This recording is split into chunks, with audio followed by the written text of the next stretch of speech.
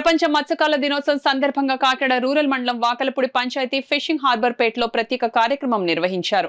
జిల్లా మత్స్యశాఖ అధికారుల ఆధ్వర్యంలో జరిగిన ఈ కార్యక్రమంలో దాదాపు 50,000 పండుగొప్ప చేప పిల్లలను సముద్రంలో వదిలారు. ఈ చేప పిల్లల వితరణ కార్యక్రమంలో రూరల్ ఎమ్మెల్యే పంతం నానాజీ, కాకినాడ ఎంపీ తంగిళ్ల ఉదయ్ శ్రీనివాస్, జిల్లా కలెక్టర్ సగిలి షాన్ మోహన్, ఎమ్మెల్సీలు పీరాబత్తుల రాజశేఖర్, కరి పద్మశ్రీ పాల్గొన్నారు. ఈ సందర్భంగా రూరల్ ఎమ్మెల్యే పంతం నానాజీ మాట్లాడుతూ దేశంలో ఎక్కడా లేని విధంగా భారీ సంఖ్యలో పండుగొప్ప చేప పిల్లలను సముద్రంలో వదిలి అంతరించిపోతున్న మత్స్య సంపదను కాపాడమే లక్ష్యమన్నారు. మత్స్యకారుల జీవనోపాధి సంక్షేమం కోసం కూటమి ప్రభుత్వం అనేక అభివృద్ధి చర్యలు చేపడుతున్నదని తెలిపారు. ప్రధానమంత్రి మత్స్యకార యోజన పథకం ద్వారా కేంద్ర రాష్ట్ర ప్రభుత్వాలు మత్స్యకారులకు గణనీయమైన సహకారాన్ని అందిస్తున్నాయని ఆయన పేర్కొన్నారు. కార్యక్రమంలో కూటమి నాయకులు పెంకె శ్రీనివాస్ బాబా, నూరుకుర్తి వెంకటేశ్వరరావు, స్థానిక నాయకులు, మత్స్యకార పెద్దలు, మత్స్యశాఖ అధికారులు పాల్గొన్నారు.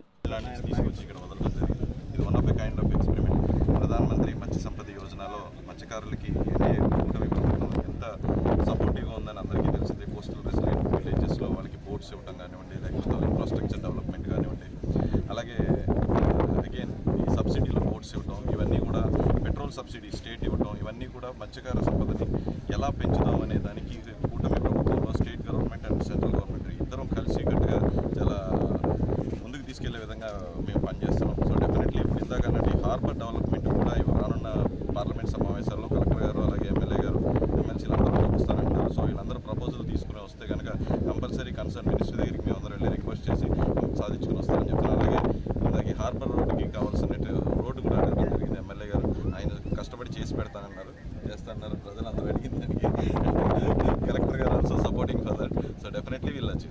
రాజశేఖర్ గారు కూడా ఉన్నారు. ఆ రోజు 5,400 కుటుంబాలకి నెల రోజులు సరిపడేటువంటి రేషన్ ఇవ్వడం జరిగింది. ఎందుకంటే ఆ నెల రోజులు ఆ పేరు చెప్పి వరుస డిప్రెషన్స్ వరుసగా ఉన్నాయి. వరుసగా డిప్రెషన్స్ ఉండడం వల్ల మత్స్యకారులు వేటకెళ్ళలేని పరిస్థితి ఉంటే వేటకాలంలో లేని వచ్చే పరిస్థితి ఆ నెల కూడా వచ్చింది. కాబట్టి ఆ పరిస్థితులు వాళ్ళు కూడా చేయడం జరిగింది. ప్రభుత్వం ఎప్పుడు కూడా మత్స్యకారుల యొక్క సంక్షేమం కోరుకుంటూ ఈ కోస్ట్లో ఉన్న మత్స్యకారులు వాళ్ళు బాగుంటేనే వాళ్ళు నా దృష్టిలో సూర్యారావుపేటలో కానీ హార్బర్పేటలో కానీ అన్రెస్ట్ ఉంటే మనం ఈ బీచ్ని సుందరీకరణ చేయలేం.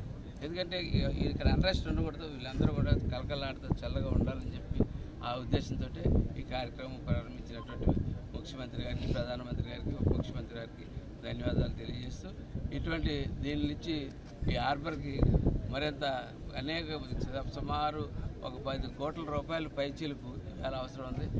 రోడ్డు మటుకు కలెక్టర్ గారు వేయించిన మిగిలిన హార్బర్ బాగు చేయడానికి ఎంపీ గారు చెయ్యాలా.